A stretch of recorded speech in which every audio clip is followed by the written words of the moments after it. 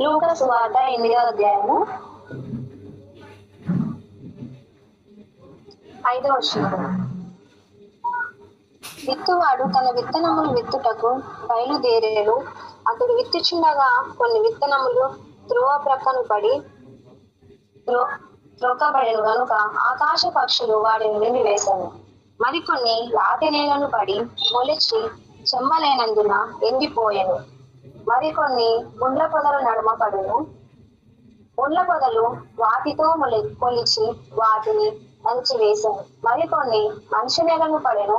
అవి మొలిచి మూడంతలుగా ఫలించినను. ఈ మాటలు పలుకుచు వినుటకు చెవులు గలవారు వినును గాక అని బిగ్గరగా చెప్పెను. ఈ యొక్క వాక్యంలో ఏంటంటే, ఇక్కడ దేవుడు యేసుక్రీస్తు తన శిష్యులతో ఒక ఉపమాన రీతిగా ఒక వాక్యం చెప్పాలి అనుకుంటున్నాడు. ఏంటి అంటే, ఇప్పుడు విత్తనాలు విత్తేవాడు ఎక్కడికి వెళ్ళాడు? పొలంలోకి వెళ్ళాడు. పొలంలోకి వెళ్ళి విత్తనాలు విత్తుచుండగా, అంటే ఇప్పుడు మనము పొలానికి వెళ్ళిన తర్వాత విత్తనాలు వేస్తాం కదా, ఈ పంట రావాలి అనేసి. అలానే విత్తనములు తీసుకొని ఇట్లా విత్తనాలు చల్లుచుండగా కొన్ని రాతి నెలలు పడినాయి, కొన్ని ముళ్ళ పొదల్లో పడినాయి, ఇంకా మరికొన్ని ముళ్ళ పొదల్లో పడినాయి, అలాగే మరికొన్ని మంచి నీళ్ళలో పడినాయి అనమాట. ఇలా 4 విధాలుగా ఈ యొక్క విత్తనములు అనేవి పడినాయి అనమాట. అంటే ఇప్పుడు మంచి నీళ్ళు పడితే మంచిగా పంట వస్తుంది. ఇప్పుడు రాతి నీళ్ళు పడితే ఏమవుతుంది? రాతి నీళ్ళలో పడితే అవి మొలుస్తాయి, కానీ చెమ్మ లేనందున ఎండిపోతాయి. చెమ్మ అంటే ఏంటి? ఇక్కడ నీరు లేకపోతే చెట్లు ఎండిపోతాయి కదా. నేను ఎందుకు ఈ వాక్యం చెప్తున్నానంటే, ఈ యొక్క వాక్యంలో అర్థం ఏంటి అని శిష్యులు మరి యేసుక్రీస్తుని అడిగారు.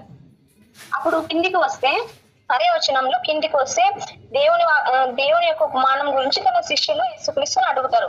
అప్పుడు యేసుక్రీస్తు ఏం చెప్తారు? విత్తనములు అంటే ఏంటి? విత్తనములు అంటే వాక్యంతోనే మనం ఇక్కడ నేర్చుకుంటాం అనమాట. విత్తనములు ఏంటి? ఇప్పుడు మనం చర్చికి వెళ్తాము.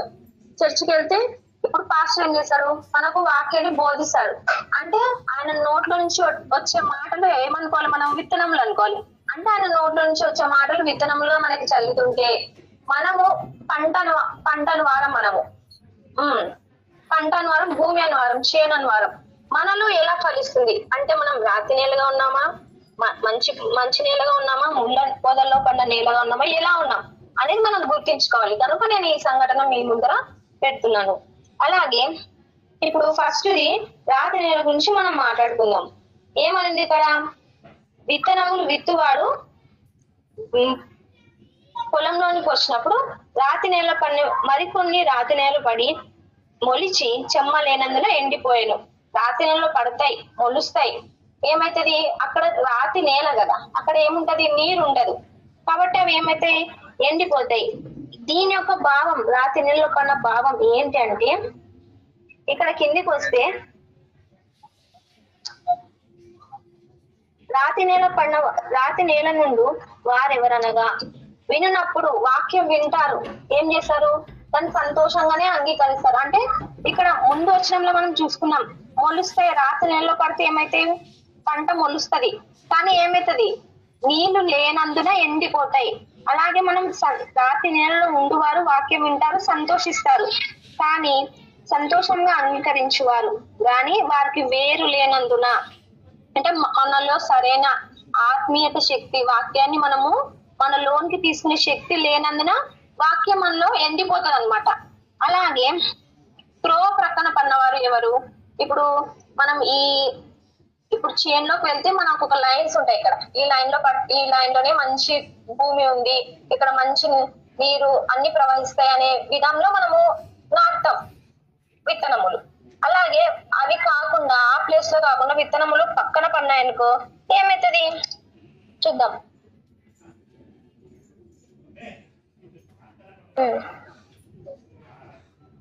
త్రోవ ప్రక్కన నుండి వారు వినువారు గాని నమ్మి రక్షణ పొందుకున్నట్లు అపవాది వచ్చి వారి హృదయంలో నుండి వాక్యం ఎత్తుకొని పోవును. ఇప్పుడు మనం చర్చికి వెళ్తామండి. చర్చికి వెళ్తే అందరూ చూడడానికి ఏమైతుంది? అందరు వింటున్నారులే వాక్యము అని ఫస్ట్ అనుకుంటారు. అందరు వింటూ ఉంటారు, కానీ ఏం చేస్తుంటారు, వింటూ ఉంటారు, కానీ వాళ్ళ హృదయం మాత్రం అక్కడ ఉండదు. ఎక్కడ పోతుంది, అక్కడే సాతాను ఎత్తుకుపోతుంది.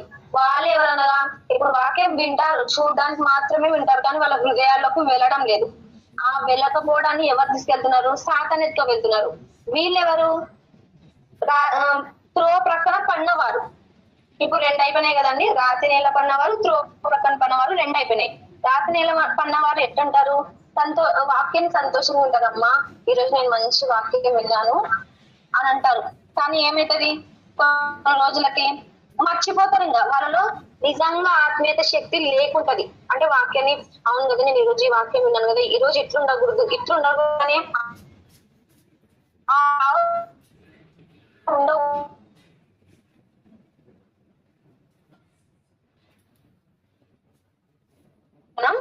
అలాగే ముళ్ళ పొదలో పడిన వారు. ఇప్పుడు మూడోది ముళ్ళ పొదలు. ముళ్ళ పొదలు అంటే ఇప్పుడు మనము కొన్ని చెట్లు నాటింటాం.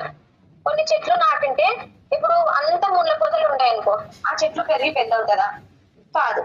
ఏమైతుంది, ఆ ముళ్ళ పొదలు ఆ చెట్టుకి కూర్చుకొని ఆ చెట్టు కిందనే లోపలికి మునిగిపోతుంది అనమాట. ఇక్కడ ఏముంది 14వ వచనంలో, ముళ్ళ పొదలలో పడిన వారెవరనగా, ముళ్ళ పొదలో పడిన వారు అంటే విని కాలం గడిచిన కొలది ఈ జీవ సంబంధమైన విచారముల చేతను తన భోగముల చేతను అణచివేయబడి పరిపక్వముగా ఫలింపని వారు. అంటే ఏంది, ఈ తన భోగముల చేతను, అలాగే ఈ జీవన సంబంధమైన విచారముల చేతను. అంటే ఇప్పుడు ఎవరంటే చర్చికి వెళ్తారు, వాక్యం వింటారు, వాక్యం కూడా హృదయాలు కొన్నిసార్లు పెట్టుకుంటారు. మరి ఏమైతుంది, వాక్యం వింటారు, ఆ సిచ్యువేషన్ అన్నమాట, వాళ్ళు వాక్యాన్ని అంగీకరించే సిచ్యువేషన్ వచ్చినప్పుడు వాళ్ళ జీవితంలో కొన్ని సమస్యలు వస్తాయి. ఇప్పుడు డబ్బు లేకపోవడం, ఇప్పుడు చర్చికి రండి అని మనం చెప్పినాం అనుకో, కొంతమంది నాకు ఆ పని ఉంది, ఈ పని ఉంది, ఈ పని ఉంది అని చెప్తాం. అంటే మనం వాక్యం పట్ల ఏం చేస్తలేము, శ్రద్ధ పెడతలేము. అలాగే వాక్యంని వీళ్ళు ముళ్ళ పొదల్లో పన్నవారు ఏం చేస్తారు, బాగానే కొంతవరకు అయితే మొలుస్తారు, మొలిచి ముళ్ళ పొదలు ఎక్కువ పెరుగుతాయి కదా, ముళ్ళ పొదలు ఎక్కువ పెరిగితే అవి ఏం చేస్తాయి, ఆ చెట్టుని ముళ్ళు అనేటివి పుచ్చుతాయి కాబట్టి అవి లోపలనే అణిగిపోతాయి. అట్లనే ఆ ముళ్ళు ఏంటివంటే, ఇప్పుడు మన జీవితంలో మనకి ఇప్పుడు డబ్బు ఉంది, ఇక్కడ ఎంతో బంగారం ఉంది అంటే వాటి కోసం మనం దేవుని వాక్యంని ఇది నిజమా లేదా మనం మన హృదయాలు పరీక్షించుకోవాలి. అలాగే ముళ్ళ పొదల వాళ్ళు ఇలా ఉంటారు అనమాట. మంచి నేలలో పన్నవారు ఎలా ఉంటారంటే 8వ వచనంలో, మరికొన్ని మంచి నేలను పడెను, అవి మొలిచి నూరంతలుగా ఫలించు. అవి ఇప్పుడు మంచి నేలలో పడితే ఏమైతుంది, ఇప్పుడు మంచిగా మనము ఒక ఫార్మర్, ఒక వ్యవసాయకుడు వెళ్ళి మంచి నేలలో విత్తనములు వేస్తాడు. అవి ఎలా పెరుగుతాయి, ఆ వ్యవసాయకుడు ఎట్లా వేస్తే పంటను ఎట్లా వేస్తే విత్తనములు అట్లనే పెరుగుతాయి. అంటే అవి మంచి నేలలో పెరుగుతాయి అన్నమాట. ఇప్పుడు మన మంచి నేలగా ఉన్న వారికి మనం చెప్తున్నప్పుడు పాస్టర్ వాక్యం చెప్తాడు, నేను ఒక్క పాయింట్ కూడా మిస్ కాకూడదు అనేసి మనం వాక్యం విన్నామనుకో, అటువంటి వారు మంచి నేలలో పన్నవారు. వాళ్ళు ఎలా ఉంటారు అంటే 100 ఫలిస్తారు అనమాట. ఇక్కడ 15వ వచనం చూస్తే, మంచి నేల నుండి వారెవరనగా యోగ్యమైన మంచి మనస్సుతో వాక్యము విని దానిని అవలంబించి ఓపికతో ఫలించేవారు. ఎటువంటి మనసుతో వింటారండి, వాక్యంని మంచి మనసుతో. ఇప్పుడు నేను ఈరోజు ప్రార్థనకు వెళ్ళినా, ఏమైనా నేర్చుకుంటున్నానా ప్రార్థనలో అనేసి మనం వెళ్ళాలి. ఇప్పుడు సండే అంటే చర్చికి వెళ్ళినాము, పాటలు పాడినాము, కానుక ఇచ్చేసినాము, వచ్చేసినాము అనేది కొంతమందిలో ఉండొచ్చు. కానీ అది కాదండి. ఇప్పుడు మంచి నెలలో పన్నవారు ఎవరనగా, మనస్సు పెట్టి వాక్యం ఏం చెప్తున్నాడు, ఈ రోజు నా కోసం ఏం వాక్యం దేవుడు ఇచ్చాడు అనే దాని మీద మన ఫోకస్ ఉందనుకో, అప్పుడు మన హృదయంలోకి ఏమొస్తుంది, దేవుని వాక్యం వెళ్ళిపోతుంది. అప్పుడు సాతానికి ఏముండదు, ఛాన్స్ ఉండదు వాక్యంని.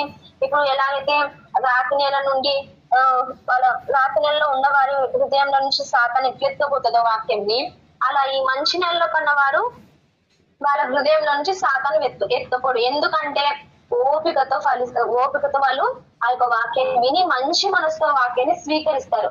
ఇప్పుడు సరే ఫర్ ఎగ్జాంపుల్ ఇప్పుడు స్కూల్కే వెళ్తారండి. స్కూల్కే వెళ్తే పిల్లలు మంచిగా మేడం ఏం చెప్తే అదే వింటారు.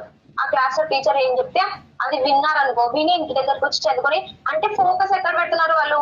ఆడుకున్న దాని మీద పెట్టడం లే, వాళ్ళు చదువుకోవడం మీదనే పెడుతున్నారు. కాబట్టి ఎగ్జామ్ లో ఫస్ట్ ర్యాంక్ వచ్చే వాళ్ళ పద్ధతి అనమాట ఇది.